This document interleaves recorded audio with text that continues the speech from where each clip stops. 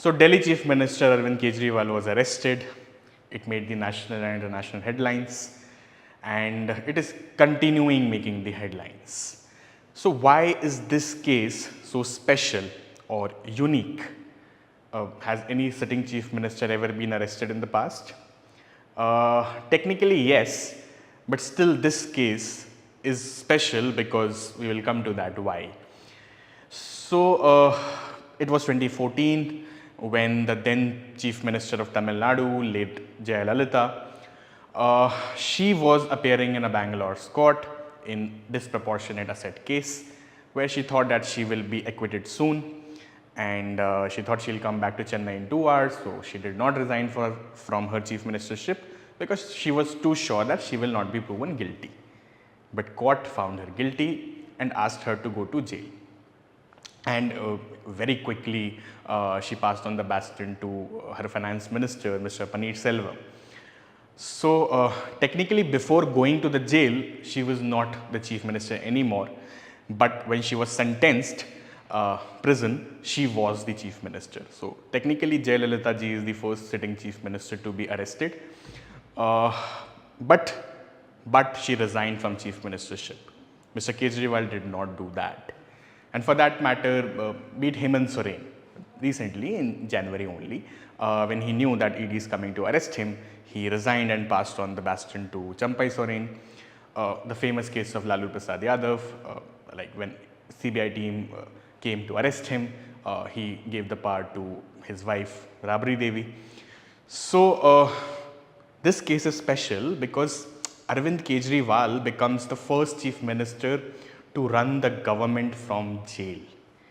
So he hasn't resigned, he hasn't passed on the baton to his wife or any trusted minister, but he is taking the ownership, he is leading the Delhi government from jail.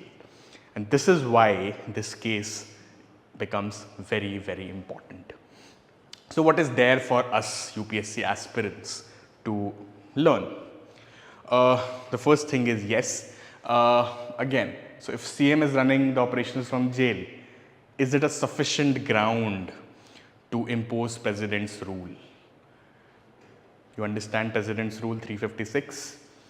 So if he is running the show from the jail, can central government intervene and impose President's rule? So this is most important thing that a UPSC aspirant should know from this current affair. Also, PMLA, Prevention of Money Laundering Act. Under that act, ED has booked an entire political party. So how have they converted a political party into a company? This becomes important. So of course, one is politics, Delhi liquor case. Delhi liquor case is politics, and it's okay if you do not know the case also. But as an aspirant, you should be knowing the polity part of it, that is President's rule, Representation of People Act 1951, Prevention of Money Laundering Act. So these are for prelims, and for mains, of course, the analysis part of it falls under the broader theme of these stuffs.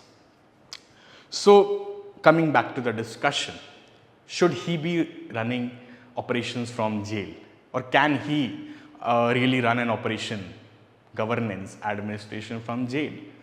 Well, constitutionally yes, because he has all the support of his MLAs, and he has sufficient majority to prove on the floor. So in that way, he has the support of people. He's an elected chief minister with thumping majority, and he has the mandate of people, so he is running operations. So constitutionally he can. But as we discussed before, that Mr. Lalu Prasad Yadav or Hemant Soren or Jayalalitha ji, they have passed on the baton to their closest of ones, and they have resigned. So it has come out as a constitutional convention to resign if you are accused.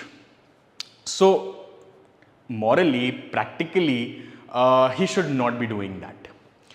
Also because chief ministership is just not signing, papers and not just signing papers and really ignoring other aspects of governance. You have to meet people on a daily basis. You have to, do a cabinet meeting, and in jail you have very, very limited time, and you have very, very limited people who you can access to, and your secretaries are going to jail and giving you important papers to sign. It doesn't fall into the ambit of constitutional morality as such, but it is not unconstitutional to run the government from jail. So that is why he is running the operations from jail. Now the bigger question is this a sufficient ground for the central government to impose president's rule in Delhi? So president's rule, as you know, comes under Article 356, and they can if Lieutenant Governor gives a report and he's convinced that a constitutional machinery has broken down in Delhi, he can submit the report to president and request him to impose a president rule in Delhi. But Delhi has different constitutional provisions. It doesn't fall under the ambit of 356, rather it falls under the ambit of 239. So in 239AB, the wordings are different. So here in 356 for states, it is that president should be satisfied that a constitutional machinery breakdown has happened, and he can request and he can impose president's rule. But here in 239AB, president should not only be satisfied, but it is also absolutely necessary. So there is a different keyword written. Apart from being satisfied, it is necessary to impose president rule.